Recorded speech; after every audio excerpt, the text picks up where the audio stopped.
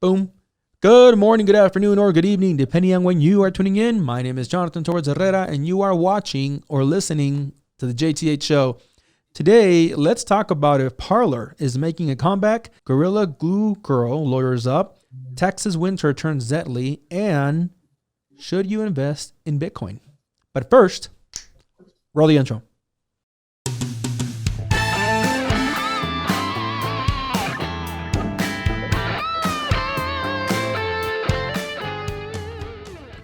All right. Thank you for joining us today for another episode of the JTH show. So let's have a look at that first story, shall we? It's actually from The Guardian, and it's debate rages as Facebook prepares to say whether Trump can return.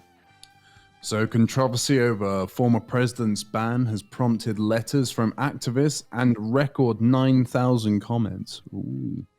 Facebook is expected to announce immediately whether it will allow Donald Trump to return to the platform after banning him more than a month ago.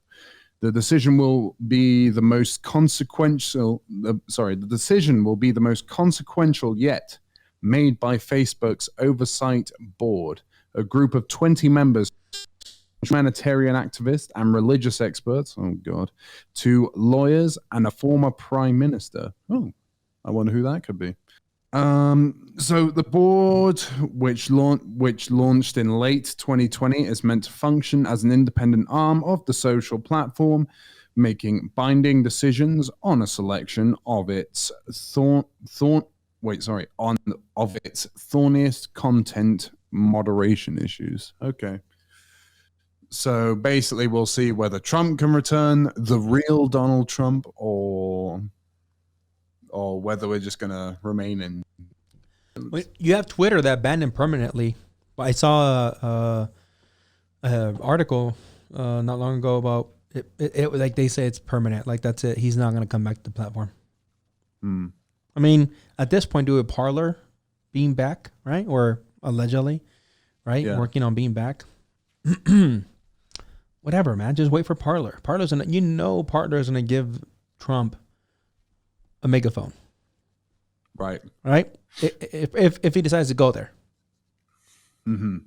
The thing is like Facebook and like Twitter is seen like general society, right? Parler's kind of seen somewhat, I guess, off to the side. I guess you could say a little bit, maybe. Yeah, it's kind of like outsider, you could say. For now, I mean, much like any platform out there, right? As long as it has something appealing to a group, that group then invites other groups or like-minded groups, right? And then all of a sudden, boom, they become the next Facebook, the next whatever. I mean, I think it has feet, right? Because a lot of people are tired of the traditional platforms. Sure. Well, I think lots of people are just getting. I think a lot of people feel like they're getting censored on the regular platforms, the traditional platforms, like you said sometimes. Well, I mean, let's be honest, man, because I think to a large extent, some people are. I said it before, right? Like in a couple of episodes ago, it's hard to say who's getting censored, right? People want to say, oh, it's strictly political. I don't know. Like, I think it's different groups for different reasons, right? And I think it's not necessarily, to be realistic here, one person censoring anybody. I think it's the algorithm built by certain developers and certain creators and certain minds within these companies that have put certain triggers within the algorithm to say this is not favorable to us for whatever reason, right? And we're gonna suppress it. Then and in that way or in that fashion, censoring, right? They'll say, oh, we didn't take it down all the way, for instance, right? Because there's some people that their stuff is taken down, but then others, it's like, it's weird. Like, get any traction. Nobody really commented, liked, or anything. That's more than taken down. That's more suppression, right? More than anything. Right. And I think that is happening, right? I think to a certain extent, by the way, I think it's happening to us, right? I think that our views haven't picked a side, and we haven't, for that matter, picked the right side. And in some fashion, we're getting suppressed, right? We are unfortunately getting, our loyal viewers, which we always have to thank. But, are we picking up any new eyes and ears? I don't see that. And I think that's a form of suppression because, again, we haven't picked a side. And I think people that are on Facebook, Twitter, Instagram, and all these big current platforms are going to continue migrating over to stuff like Parler if Parler, in fact, makes a big return. So is it that big of a deal if Trump is allowed, right, to go back into Facebook? I honestly don't think so. Because if you got to think about it this way. Those that want to hear what Trump has to say, if he is on Parler, they're going to go to Parler, right? If they don't give a shit about what he has to say, then they're like, whatever, I'll hear about it from like third-party people like us. That eventually, an example, I'm going to hear about it, right? Because I am on Parler as well. And then I'll be like, hey, let's talk about it. Trump said this. And then we'll bring it up. We'll, spread it through our social media. Others will do the same. And then that's how some non-supporters of Trump will hear what Trump said ultimately. An example, like I said, he goes to Parler.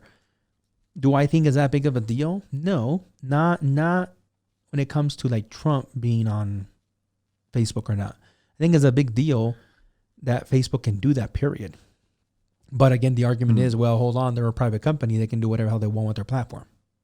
So there is that. Sure, I get that. But I guess it's not really about the logistics of it. I guess it's maybe more about what it represents of like Facebook kind of backtracking itself. I guess it's kind of like for such a big company to make such a big U-turn on something that they spoke so strongly against is kind of like, I don't know. I can tell you that it's mainly due to the fact that maybe they heard about Parler's return before the media did. Think about it. Yeah. And they're like, you know what? Before we lose a big chunk of people, if in fact Parler's coming back, right? We might lose a big chunk of people from our platform that will migrate over to Parler. So before this comeback of Parler, it was like, screw it. We're standing, firm on our decision. Kind of like Twitter did, in my opinion, by the way, prematurely. We're not going to let him back on the platform. And I think it's, they're shooting themselves in the foot by trying to stand firm with their decision into pleasing a couple groups that perhaps it could be what they feel is the core of their platform, right? Their users, and saying, we're going to make them happy. We're going to make our employees happy. We're going to make ourselves happy for the most part. And screw it. We're not going to let them back on the platform. But now Parler's like, hey, we found a way, according to this article, right? We have a new CEO, right? New CEO, new Parler launch, blah, blah, blah. We're back. Eventually, possibly, I would think that they're going to find a way to get around the Google and Apple, right?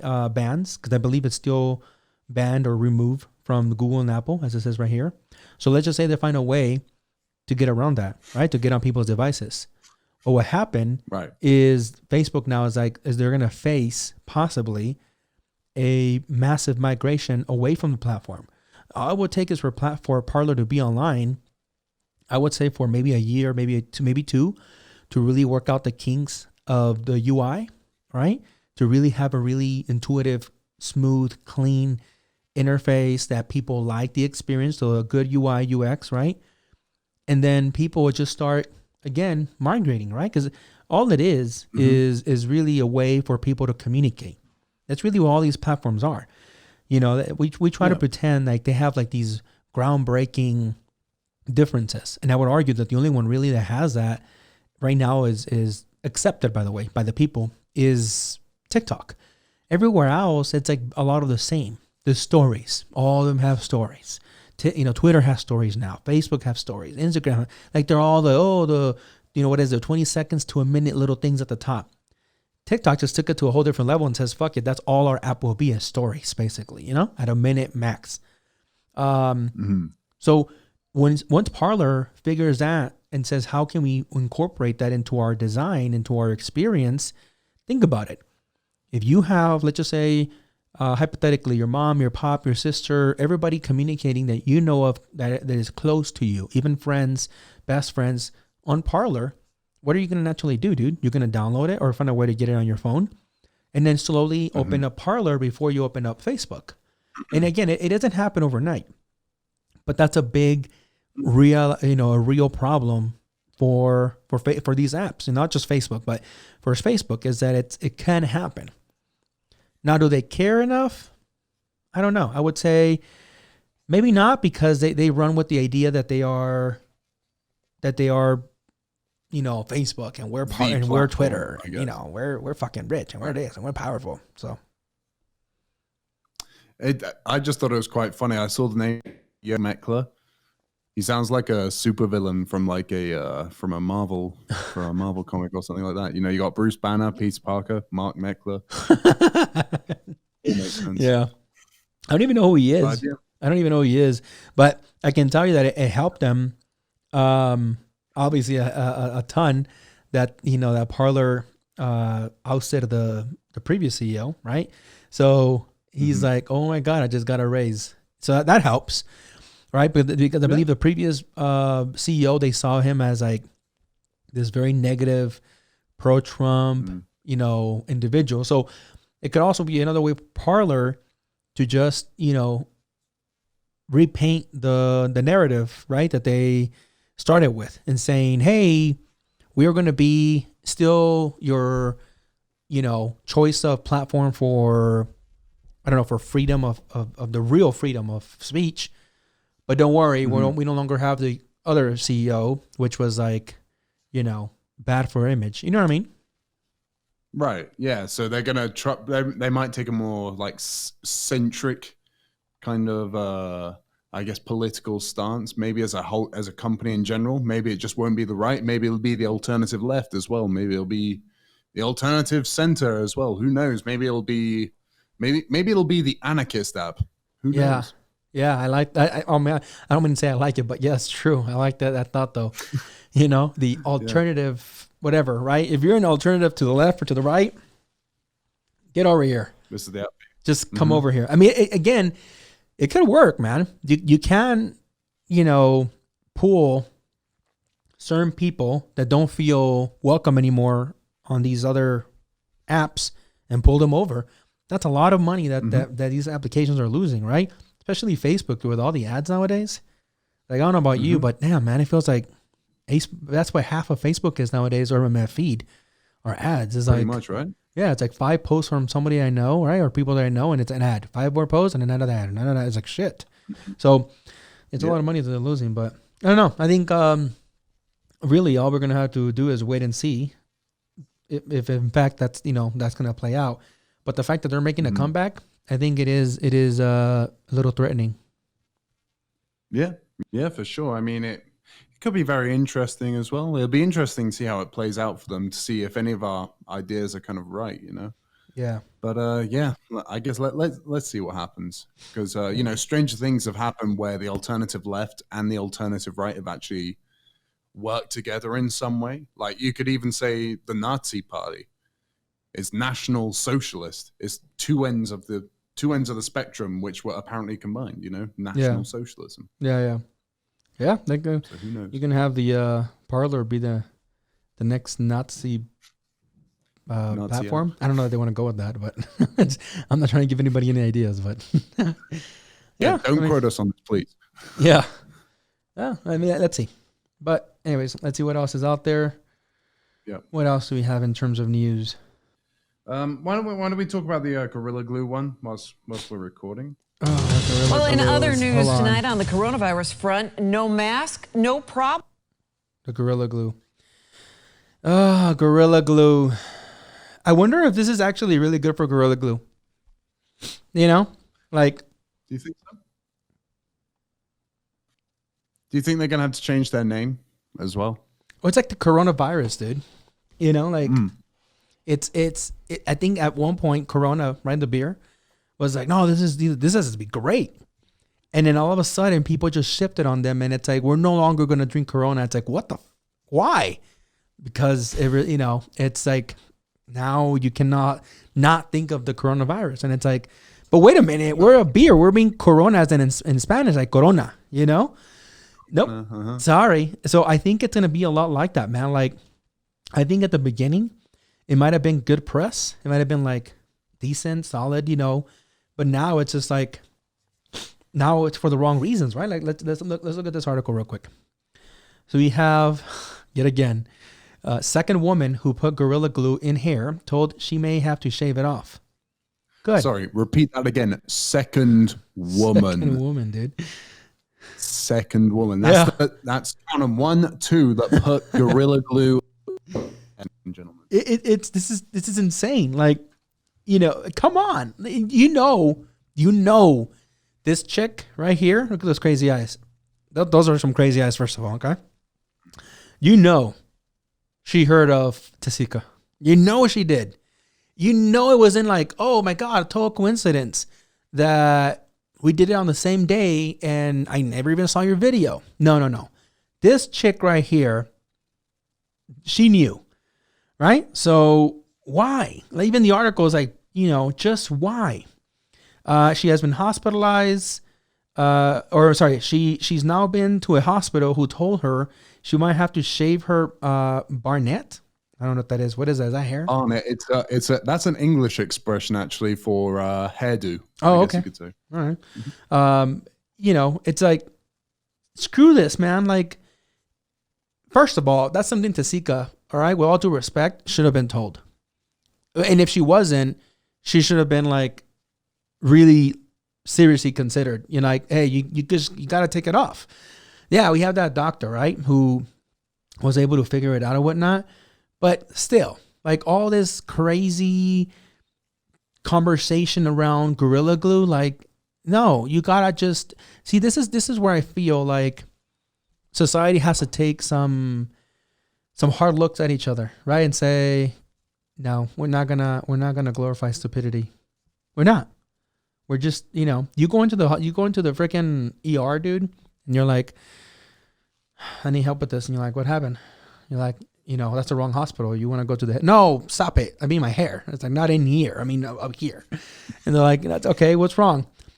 This Gorilla Glue, it's like stiff. It's like, oh man, you work in construction? Like, what happened? You know, an accident?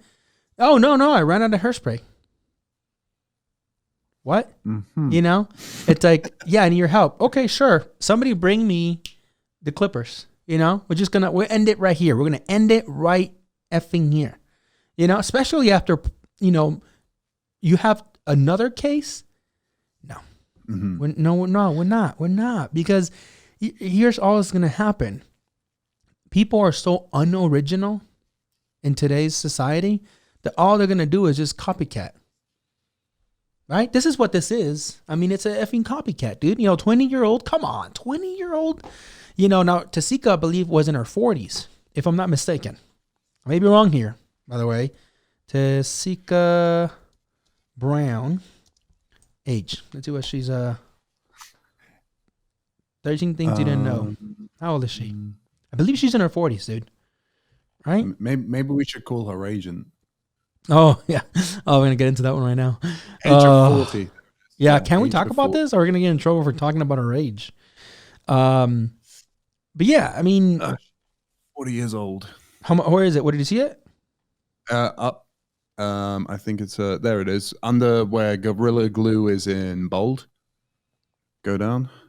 I think it's section 8. Sorry, section 8. It's there. She is. Where did you say? I'm fucking blind. Sorry. So, at the age of 40, she became known online as the. I see it now. Yeah. Girl. Yeah. See, like 40 years old. 40 years old, man. 40 years old, right? Okay. Now you have this chick, 20 years old, posted the footage of her in the car after getting out of the hospital 2 days later. Hopefully it comes with a warning from TikTok saying the reaction of this video could result in serious injury. Are you serious? No, you're going to have, you know, I'm not a big defender of TikTok by no means. But now you're going to have like, oh, TikTok has to warn you that this might be stupid to you. Like this right. is, you know. At the age of 40 as well. That's almost a dozen. Yeah. Dude, this is someone right here. What do they call it now? This is a fucking clout chaser. I don't know if you heard of that term, right? The clout, right? They want they basically want fame and power and shit like that. This is it. Mm-hmm. This is it. This face, dude, this fucking face right here goes with all the stupid little faces. Someone's going to cancel me today after what I'm about to say. That people started doing like these weird faces on online, and then everybody copycat. This is one of them. Like, that's one of them. Same thing with the ear back. I don't know what this is, but I see so many girls doing that. I don't know. I don't even know if I'm doing it right, but something like this or like this. By the way, this would have got me shot in my ghetto. Like, a lot of people out there right now know that. In your ghetto, you do this shit, you're gonna get shot. You know? Yeah. And now it's like this. It's your. What are you doing? Why would you think that's cute? What are you fucking doing? And here she is with her stupid ass hair full of Gorilla Glue, pink, and holding her like, like, what is wrong with you? Oh, here it is. Here's also the same article says the 40-year-old. So, damn, dude. 40 years old. Yeah, I mean, this is probably going to get us demonetized as well. But if you're thinking about putting Gorilla Glue in your hair, better off drink it and do us all a favor, please. Shit! Don't say that. Someone's gonna do it, dude. Someone's gonna do it. Josh told me. Do not drink. Do not drink Gorilla Glue. Do not drink Gorilla Glue. They're gonna do a fucking Gorilla Glue macchiato, dude. Oh my god! Please, yeah, please. This is ridiculous, man. Okay, yeah, by the way, dude, that was horrible.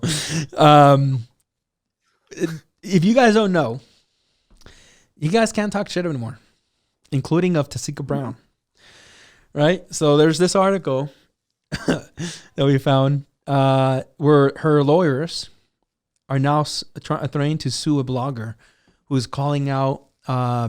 It sounds like it is a lie, right? But it's calling out Tessica, in whatever happened in her stunt, right? Calling it a lie. But this is crazy, man. This is insane. That according to this article from TMZ, a popular blogger has been calling Tessica Brown, aka Gorilla Glue Girl, a bold-faced liar who made the whole saga and scammed the world. But Tessica is now saying the blogger better shut up or risk getting dragged into court. An attorney repping Tessica's management team fired off a cease and desist letter to the person who appears to run the IG and Twitter account at Gossip of the City, telling them to stop spreading the claim that TB is the worst fucking nickname too, by the way. TB. Clearly someone hasn't opened up a medical book, Yeah. That's the worst. Do you imagine they call you that? You're like the fucking TV of this group. You're the TV of the group, You gave us all TV. Hustled everybody into thinking that she sprayed the Gorilla Glue into her hair. And here's a letter, by the way. But I don't even want to say to this shit like this, man. Like, she has an agent. She got a free surgery. And now it's like, don't talk about me, but talk about me. Like, the reason I'm famous is because I did something stupid, right? Mm-hmm. But don't talk about me. Exactly. I mean, you said it all in that first sentence, in the first line of the article, right? It was like Tessica Brown's management team. There are a team of people that are looking after this underdeveloped mentally person. Because, I mean, I'm really sorry. I'm not trying to speak badly of anyone who is mentally underdeveloped, but Tessica Brown is pretty much that. Dude, it's insane. Well, maybe she's not. Maybe she's a freaking genius because she's actually really famous now. So maybe I'm judging. It could be. It could be a fantastic ploy. It could be, right? Mm-hmm. Which is where I think that a lot of people, including this IG account or whatever, is saying that maybe the action was not fake. But it's definitely a great way, and she has definitely achieved great fame out of this, right? I mean, here we are talking about her for the third effing time ourselves on the show. So you have TMZ, who has essentially followed the whole thing like a damn novela. Right. So it's hard not to think that this is, all made up, and it's a very clever, orchestrated, fiasco in which she apparently had, no, I don't know, no, I don't want to say intent, but yeah, I mean, right? I mean, it's like, come on, dude. Like, it's like, you have an agent now, you have a lawyer, you have a whole team. It's like, you were just saying, right? Earlier that she's going to end up freaking coming on a show, dude. It's like Dr. Phil, at the bare minimum, like Dr. Phil or something. Right. She'll talk about her experience and stuff like that. But, save TB. Keep TB safe. Look after TB. I guess, like, fuck, man. It just sounds funny. It's ridiculous, man. It's ridiculous, but whatever. That's all for Gorilla Glue. That's all we're going to give her. Let's see what else is out in the world and the internet. $50,000 Bitcoin. I wish. You invest in Bitcoin, by the way? No, I don't. I actually have no idea how, but it's risky, right? I've invested. Now you can invest, by the way, through PayPal. I guess depending on the region you're in. I don't know if everywhere, but I bought Bitcoin when I bought like $500 worth of it, which is not even a coin, nowhere near a coin. But you can buy fractions of one coin, right? So I have it both in the stock market, and I have it in PayPal, right, as an actual currency, which I can actually buy stuff with. Which there's a difference. You can buy it as a stock, but you can't really buy stuff with it. It's only whether you're going to take gains or losses depending on where you put in and where you come out. Gotcha. Versus PayPal, where I actually bought some of the coin, right? Again, $500 worth of it, which is almost nothing. But hey, I can use it for something. Okay. Well, I went up. So again, only $500. Okay, and it's right now sitting at. Hold on for a second. While this thing loads, I believe last I checked was like 700. Now it's at 1 second. PayPal. Okay. Oh shit. Excuse me. $915.81. So I bought $500 worth of it, and it's almost doubled. Now, is that common? I should leave on here very clearly. No. Right? In fact, more people have seen losses. But if you know where to come in and stuff like that, it could be good money. Versus as a stock, not as a currency. My Bitcoin, for instance, today I lost supposedly $19. But year to date, not just singular, not just today. So year to date, I've gained $1,814. Right? So it just depends on how you want to see it, right? Where you're in for the long term or short term gains. So it just depends. But the fact that it went over 50K, I mean, it's a great sign. Now, supposedly, it's supposed to go all the way up to like 100,000. Is that true? Totally true? There's a lot of debate over that. You do have companies like Tesla who recently bought like over $1 billion of the coin, and they're actually saying that soon they're going to start accepting. So if you have some of this Bitcoin, you can buy some of their products, and cars, I would say right off the bat.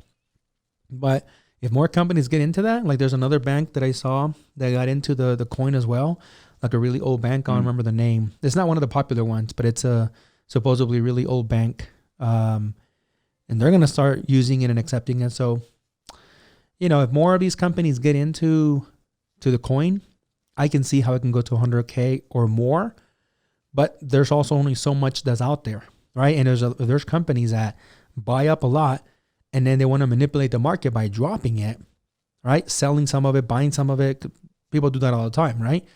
That's right. What the whole fiasco was a couple of weeks ago or a few weeks ago with like shorting the stocks and GameStop, right? Is that you have a lot of people that will buy and then just drop, and then it makes the prices go crazy all over the place. And that's when you take, advantage, or if you know how to. Same thing happened with Bitcoin. If you have someone like Tesla who bought 1 point something billion, it helped the coin go up significantly. But if for whatever reason, hypothetically, I'm going to knock on wood, Elon Musk dies, the next CEO of Tesla, or even if, Elon doesn't die, but just assigns another CEO and he has a power and the board agrees that, hey, we're going to walk away from Bitcoin, let's just say in 4 years, 10 years, 20 years, that coin is going to suffer losses, right? It's going to all of a sudden drop. So that's, those are the risks. But when they're good, right? So right now, if I sold my Bitcoin on PayPal, I would get a little bit over $900 plus whatever fees it is. And then I would have it in cash in my account. Now, if I sold it on the stock, it's the same concept. I would take the gains plus whatever I invested. And, That's it. But it could easily change tomorrow. Tomorrow, it could be a breakage of whatever, whoever, whenever. And then I could be negative. Or not negative, but I will be negative in gains, right? So I would be at a loss. I think, that's the thing. Investing in crypto is pretty nuts, right? I mean, It is. the thing about Bitcoin is it's like the most respected crypto out there. It's the most well known for one thing. Yep. Right. So but there have been cases where people have made and lost so much money on crypto. Like as soon as a country makes that particular crypto illegal, that's normally when it collapses, and then everything turns to. So one way to put it, everything turns to shit, basically. Oh yeah, absolutely. Yeah, absolutely. I mean, it's a risk, but like I always say, right? Anybody that's ever asked me about investments, don't ever invest what you're not willing to lose. Now, you say it very loosely, but it's serious. I could be out just with crypto about 3K. Right. And that's it. Like I'm out. It's and it is what it is, and can I afford to lose 3K? No. But I'm willing to lose it if I have to. Right. That's my gamble. And a lot of people don't understand that. And then you have had a lot of people, unfortunately, that will do some crazy shit, right? Like Martha Stewart. They do like some inside trading. You can go to jail for that. That's a federal crime, or will borrow to invest, and then they find themselves in debt, crazy amount of debt, because they didn't know how to place their bets. Mm-hmm. So let's say if I have if I have a small amount of money, let's say I have £50, which is around $70, $80. Right. That I have to spend right now. I'm like, fuck. Sorry. I have £50 which I want to spend, and I'm just like, okay, I want to get into Bitcoin. I want to buy £50 worth of Bitcoin. Right. Would that be worth it? Yeah, man. I mean, listen, I tell people all the time, invest any amount you want to start off. The key to investment, in my opinion, is consistency. Right? Consistency with keeping up with the companies that you're going to invest in, meaning a lot of them. I'm not going to sit here and pretend that I know every little detail of all the companies I have money in, but I have a consistent habit of keeping up with what's happening, their investor board meetings and stuff like that, because I'm a more intense investor. The second reason I say consistency is that you're adding 5, 10, 30, 50, whatever you can, dollars or pounds into your portfolio, because you're looking at a long-term gain. I am not a short-term investor. Like, I don't know how to short-term invest because I don't keep up with information that actively. I consistently do, like I say, maybe once, twice a week. I'll check different websites with the company specifically that I'm investing in. I'll keep up with friends that are also, learning about similar investments. But I'm not a day trader. I'm not, again, a short-term kind of guy that says, oh, I'm going to bet that tomorrow this is going to go down or up, depending on how you're betting. And that's why I'm putting my money here. No, I don't do that, right? Mine is a long-term thing where I'm going to add next week this much more money whenever I can, with 2 more weeks, hopefully, another X amount of dollars. That's my game, and that's how I've gone to where I am now, right? Now, when it comes to everything else outside of crypto, you got to just pick whether you're going to be more conservative with companies that will give you some dividends. They have really modest gains throughout the year, not a whole lot, maybe 5 to 10, 15% most. Or you're going to be more aggressive with companies that are going to, like crypto. They're going to have their big ass, fluctuations. It just depends. But start, man. Like I tell people, start in investing. Like you're always going to have the naysayers. Oh, it's not a good time. Oh, it's like this. It's like, there's going to be a crash. No one knows shit, dude. Like I've talked to hundreds of people since I started investing years ago. And one thing that is, I don't know, I think for sure, like true is that no one knows crap. They don't. They just don't know. They pretend like they do, but they don't know. Yeah, I mean, lots of people can have theories and stuff like that, but I imagine to be like a short-term investor, it's a full-time job. It's a full-time gig. You can't do anything else. If you're a short-term investor, you're like buying, selling, buying, selling, buying, selling, buying, selling. Exactly. That's your thing. That's what you do. That's how people make livings out of it, right? There's brokers and stuff like that.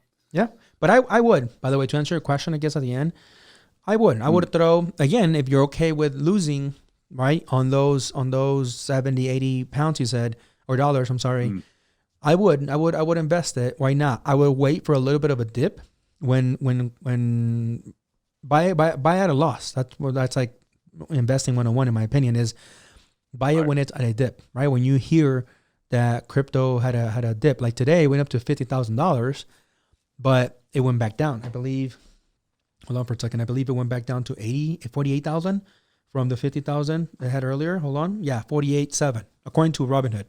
Right. So I would buy when you feel lost. Right now it's supposedly at a loss. Right now it's down. So I would buy now and then, see if you have any gains tomorrow. But of course it could go down tomorrow again. Now I like to look at averages. I like to look at 3 month to a week average to kind of see a trend and see where the volatility is heading towards, right? Down or up. But, so far, if I look at a 3 month average, it's up,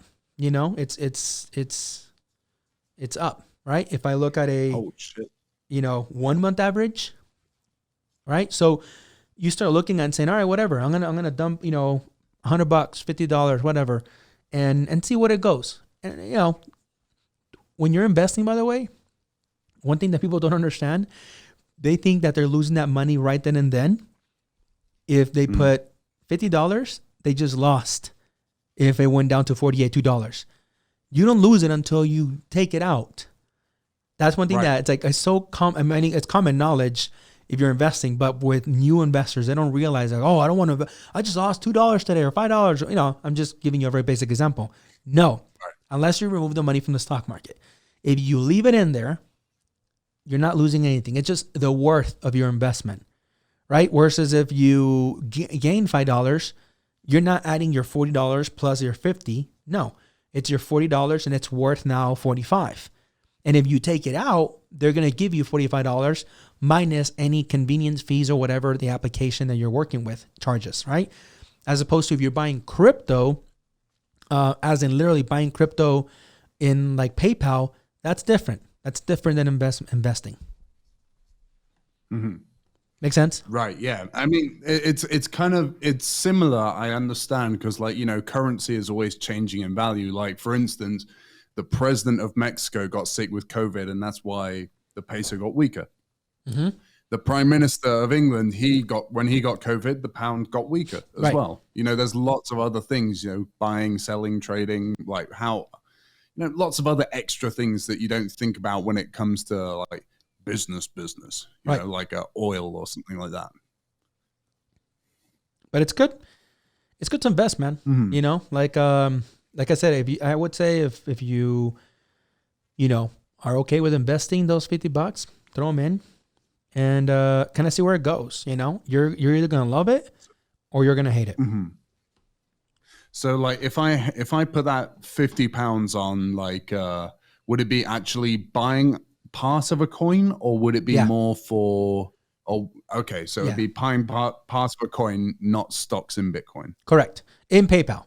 Okay. Right. Or even when you have like a crypto wallet. So you can actually buy and sell using that cryptocurrency. as opposed to investing like on Webull or Robinhood or any of those apps that sell crypto or sell shares of crypto. It's different, right? Like I couldn't use my Robinhood crypto, which is where I have the most, to go buy something, where they accept crypto.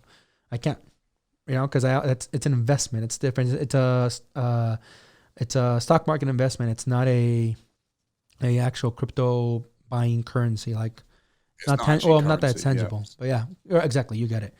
But yeah, dude, I mean, I would tell you and anyone else out there, it's good to invest. It's good to invest in something. Like I'm a big proponent of putting your money to work. Like it's, I know it's very cliche to say that, but it's also very real. Like if you can put it in real estate, which I don't have anything, I want to make sure I'm clear on that, but I would. Like if I had an opportunity to put money into real estate, I would totally invest in real estate. Oh, hell yeah. I mean, it makes some people very rich. Just ask Donald Trump Sr. Yeah.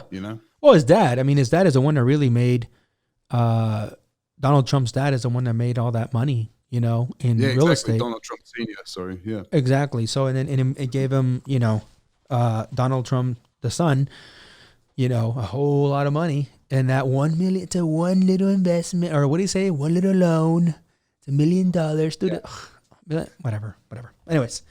But yeah, dude, I would say invest, Again, you're either going to love it or you're going to hate it. Download Robinhood or something. In fact, if you want, I can send you an invite. And I think if you invest so much cash in it, they'll give you a stock. They give me a stock to start off. It's a win-win or whatever, but you do have to put so much money in there. I think you have to put to start with, I think $20 or something. But again, it's good money in the long term. It's an investment, I guess you could say. It's an investment in not if you're thinking you're going to put $50 in and it's going to be 500 tomorrow. I mean, it could happen, but it's not very likely. Not very likely. Not very likely at all. Yeah, I'm not saying it won't happen because, mad stuff has happened before. But, I think I'm going to look into my options, I might look into that just to see what I can get. And actually that Bitcoin one, I don't know. Actually look into it on PayPal because that's something I use quite a lot already and I'm familiar with it. And it's really easy. They make it really easy to buy on PayPal. Interesting. I'm looking at the news, but it feels like there's nothing else out there, man. Like it's a really boring day for news. Oh man, look at this sad story. People are dying, or people, at least in this one, woman and girl die from carbon monoxide poisoning after running car. Texas is going through this whole crazy winter storm and shit.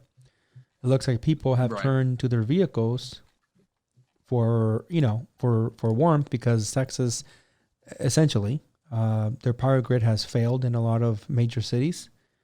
So people have turned to sleep in their car, right? So in this article, Houston woman and girl die from carbon monoxide poisoning after running car in garage to stay warm. Shit, man, that's the one thing you're not supposed to do. Right. Damn it, dude. I hate news like this. This is horrible. So the complex say early Tuesday morning, Houston police reported that a young child and a adult woman died as a result of carbon monoxide poisoning after trying to run a car in an attached garage to stay warm. Fumes from the car's exhaust had seeped into the car as well as the family home.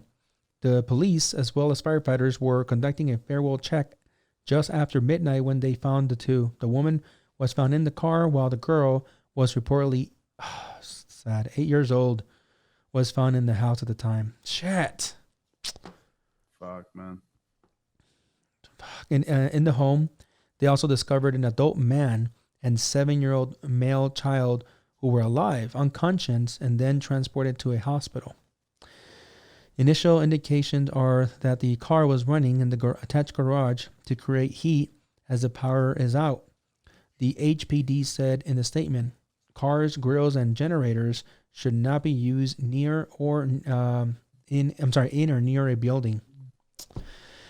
It's unfortunately very serious, what is happening in Texas. And I saw a TikTok earlier, which I guess, it did make a lot of sense, which is that this is some of the stuff that people need to prepare for, right? Because it's not if it happens, it's when it happens. Right. And that's the thing. I guess a lot of these people, like particularly in Texas, is like it's pretty hard to see a. Well, I don't know. I've never actually been to Texas, but I guess it's probably pretty hard to see like a stormy day on the horizon. Oh, or like anything this? like Yeah. Everybody says Yeah. it is like this. I mean, when winters come, right? Summers come, like in most parts of the world. But like this is you know, this is definitely unprecedented, you know. And even though a lot of people say, you know, we should have been better prepared. Now here in El Paso, by the way, it didn't hear nowhere near as bad as some more east sides of Texas, right? Or even in the center. You know, in El Paso, we were very lucky, in fact, to have our power grid updated a few years ago, where now it's kind of like they were prepared for this, you know. But this, you know, obviously, like in Houston, as we saw that story there, they were not in. Fuck, man, I just hate hearing when, you know, when children die. I mean, it's unfortunate when anyone dies, really, but you know, children specifically, it's devastating. Absolutely. Well, yeah. If there's anyone else watching in Texas, don't try and warm up in your car. Not. Or any of the other guidelines that they've said. Yeah. Yeah. No. Stay safe out there, guys. It's this weather is some serious stuff.